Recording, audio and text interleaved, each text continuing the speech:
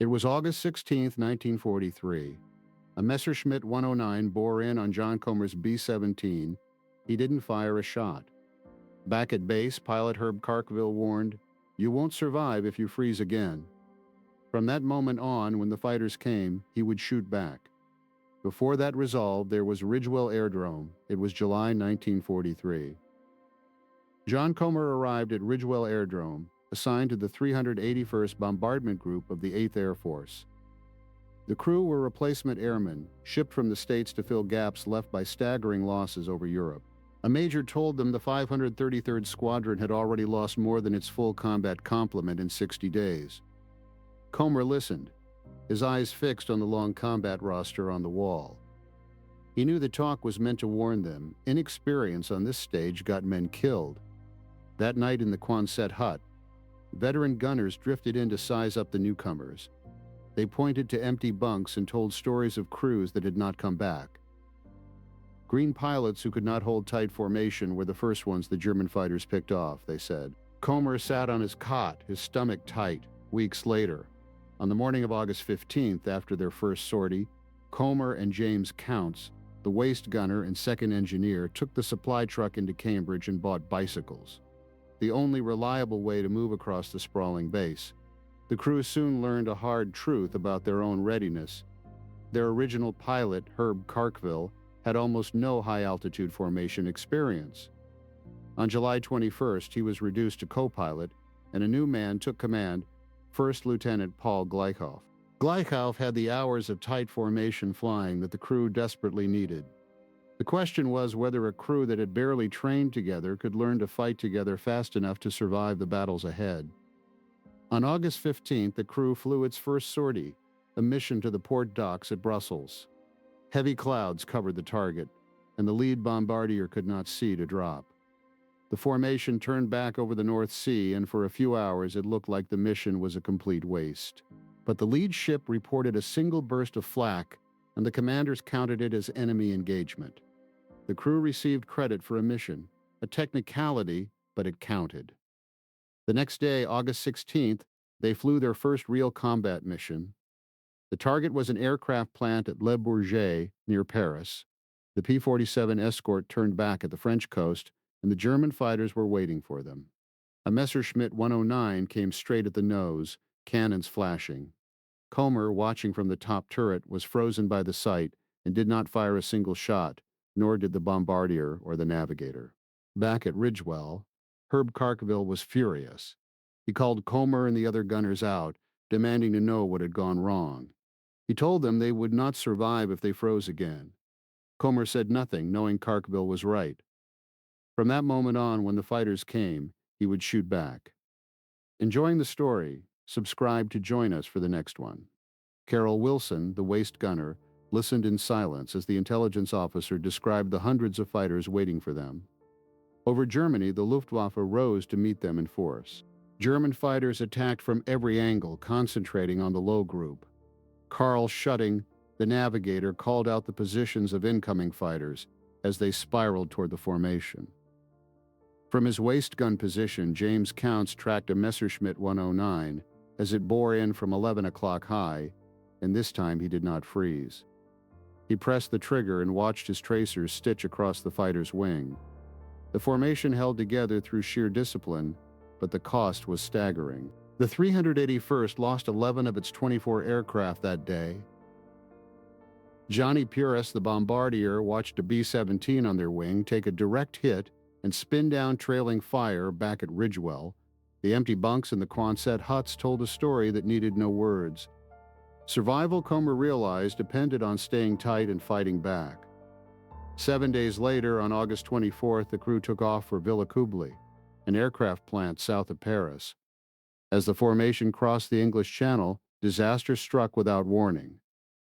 A mid-air collision between two B-17s triggered a violent explosion that tore apart 5 aircraft in seconds. Nick Abramo in the ball turret saw debris fill the sky and counted only 3 parachutes among the wreckage. The flak over the target was accurate and heavy, but the crew pressed on to drop their bombs. Carol Wilson, manning the waist gun, fired at a fighter that slashed past his window, its cannon shell stitching holes in the fuselage. The escort held long enough for the formation to complete its run. By the time they crossed the French coast, the sky had cleared of attackers, and the crew nursed their damaged plane back across the channel. At interrogation, the talk was not of the target, but of the collision that had wiped out 5 fortresses in an instant. No one could explain exactly what had caused 2 pilots to lose control in the prop wash.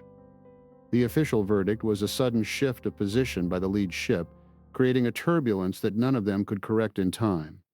The memory of those 3 parachutes against the empty sky stayed with the crew for the rest of the war.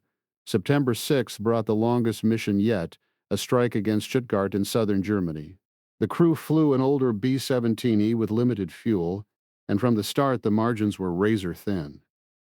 Over France, James Counts went back to refill the ball turret's oxygen tank.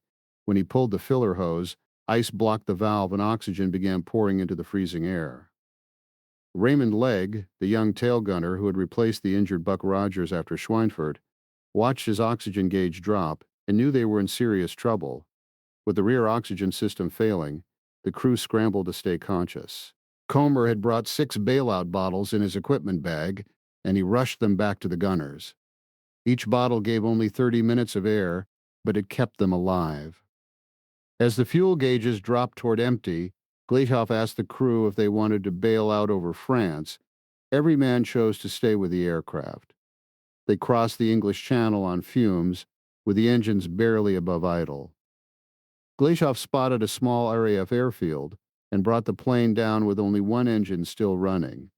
All 9 men climbed out alive, physically exhausted but safe. The aircraft, an older E model streaked with oil and pitted by flak, had made it back. Survival had demanded discipline, quick thinking, and the will to fight through catastrophic losses.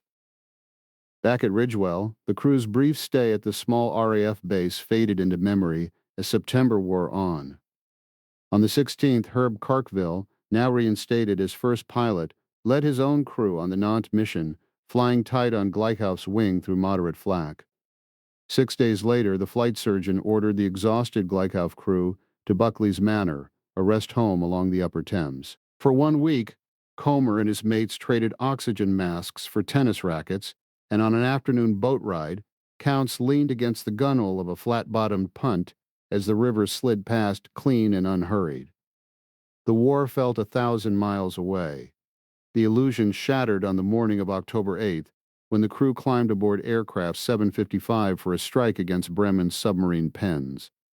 Over Germany, 4 inexperienced German fighters closed in tight formation, and the combined fire of a dozen B-17s turned them into puffs of black smoke and falling debris.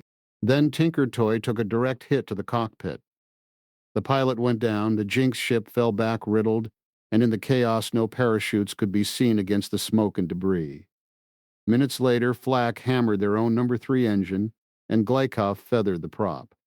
But the propeller, unfeathered on its own, windmilling past 3,000 revolutions per minute and threatening to tear off the wing.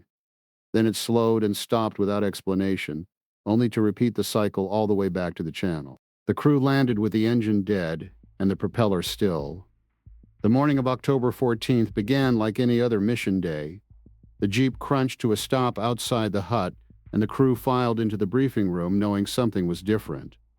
When the curtain pulled back from the map, a long groan filled the room. The target was Schweinfurt again, the same ball-bearing plants they had struck 2 months earlier.